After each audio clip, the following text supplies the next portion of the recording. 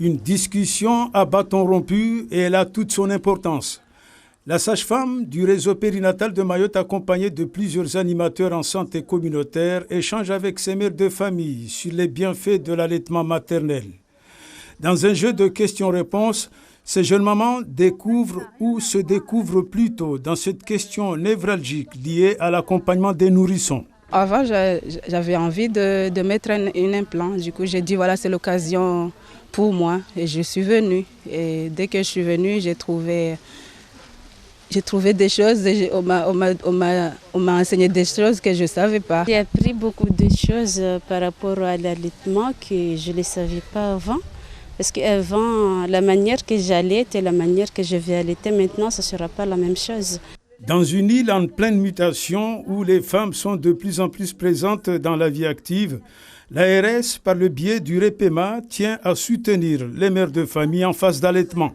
Aujourd'hui, à la maternité, presque 100% des femmes donnent le sein à leur nouveau-né. Et on s'aperçoit que rentrer à la maison, elles passent vite au biberon.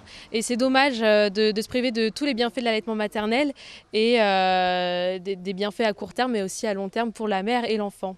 Et pour mieux faire passer le message, les autorités sanitaires travaillent de concert avec des animateurs spécialisés. D'aller vers ces personnes-là, ils nous voient tout le temps, de temps en temps. Donc ça donne aussi de la confiance envers nous déjà.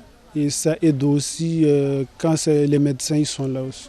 Les déplacements dans les quartiers permettent ainsi de toucher le maximum de familles, surtout quand il s'agit d'une affaire de santé publique. On constate quand même qu'il y a des on-dit, des croyances qui planent d'anciennes générations, mais que les mentalités sont quand même en train de changer par le discours qui est tenu à l'hôpital des professionnels de santé qui expliquent comment faire aux femmes, mais que quand même la population manque d'un accompagnement après du retour à la maison, d'un accompagnement sur les problèmes d'allaitement, et c'est pour ça que les femmes abandonnent assez vite et trouvent d'autres raisons sur cet abandon.